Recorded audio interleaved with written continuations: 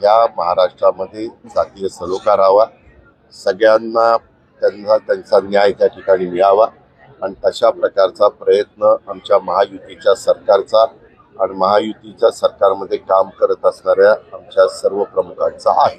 मी अज्ञातवासात कधीच जात नाहीये. मी आपल्याला सांगू कुठल्या डॉक्टरच्या मला ट्रीटमेंट होती ते त्याचं नाव देऊ का? डॉक्टर कपोते, त्यांना विचारा. त्यामध्ये कुणावरही अन्याय केला जाणार नाही अशा पद्धतीनं आमच्या महायुतीचे मुख्यमंत्री या नात्याने देवेंद्र फडणवीस साहेबांनी सांगितलेलं आहे. आता छगन भुजबळ असे म्हणालेले आहेत की आरक्षण देताना ईडब्ल्यूएस ओबीसी आरक्षण आम्ही रद्द करू का?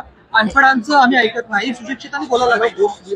कोणाचं ऐकत नाही? अनपड लोकांचं आम्ही ऐकत नाही, सुशिक्षितांनी बोलायला पाहिजे. आम्ही सर्वांनी मिळून आम्ही जे सरकार चालवतोय त्यामध्ये कुठल्याही घटकाला आम्हाला नाराज करायचं नाही.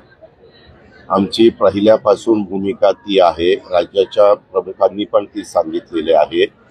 आता हा निर्णय झाल्यानंतर वेगवेगळ्या प्रकारे मतप्रवाह वेगवेगळे मान्यवर प्रत्येकाला संविधानाने लोकशाहीने आणि घटनेने बोलण्याचा अधिकार दिलेला आहे. परंतु आमचा एकच प्रयत्न आहे की ह्या महाराष्ट्रामध्ये जातीय सलोखा राहावा, सगळ्यांना त्यांचा न्याय त्या ठिकाणी मिळावा आणि तशा प्रकारचा प्रयत्न आमच्या महायुतीच्या सरकारचा आणि महायुतीच्या सरकारमध्ये काम करत असणाऱ्या आमच्या सर्व प्रमुखांचा आहे.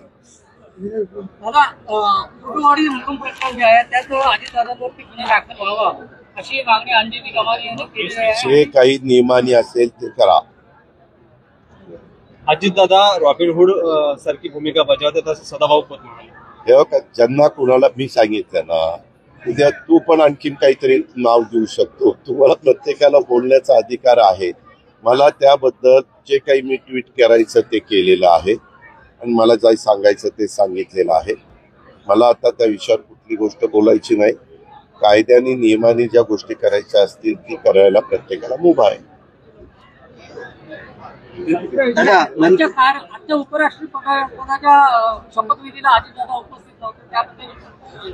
माझं त्या संदर्भामध्ये मी तटकरे साहेबांनी आमचे जे खासदार आहेत त्यांनी आम्ही सगळ्यांनी ठरवलेलं आहे. प्रफुल्लभाई असतील, सुनेत्रा पवार असतील, तटकरे साहेब असतील, नितीन पाटील असतील, स्वतः उपराष्ट्रपती त्यांच्या जे घर त्यांना मिळतं दिल्लीला ते मिळाल्यानंतर तिथं जाऊन त्यांच्या घरी जाऊन मी त्यांना भेटणार आहे, शुभेच्छा देणार आहे.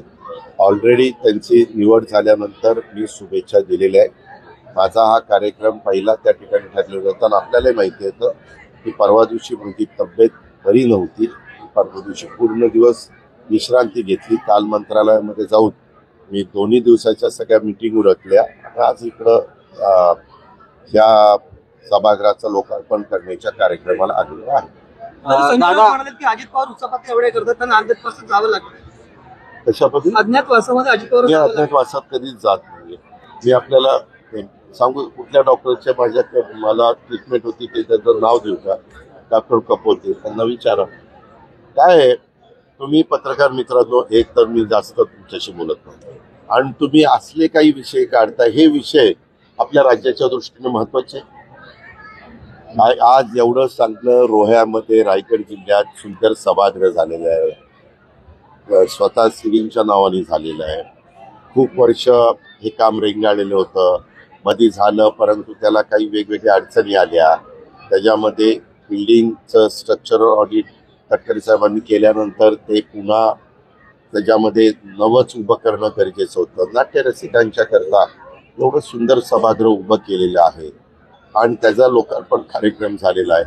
त्या कार्यक्रमाला आम्ही सगळ्या कलावंतांनाही शुभेच्छा दिलेल्या आहेत, हे उभं करणाऱ्यांनाही शुभेच्छा दिलेल्या आहेत आणि नाट्यरसिकांना एक पर्वणी ह्या निमित्तानं मिळणार आहे. ह्या सगळ्या गोष्टी आपण सांगितलेल्या आहेत. मी जे काही महत्वाच्या बाबी असतील त्या विचारात त्याला मी उत्तर द्यायला तयार आहे. परंतु कोणतरी अमुक असं काहीतरी बोलला त्याच्याबद्दल तुमचं काय मत आहे? जो बोलला त्या प्रत्येकालाच बोलण्याचा अधिकार आहे. आता मध्ये तुम्ही 2 भाऊ एकत्र भेटले, त्याच दाखवत बसल्या बातम्या. दोघं अरे ते त्यांचे ब्लड रिलेशन आहे, ते भेटणार.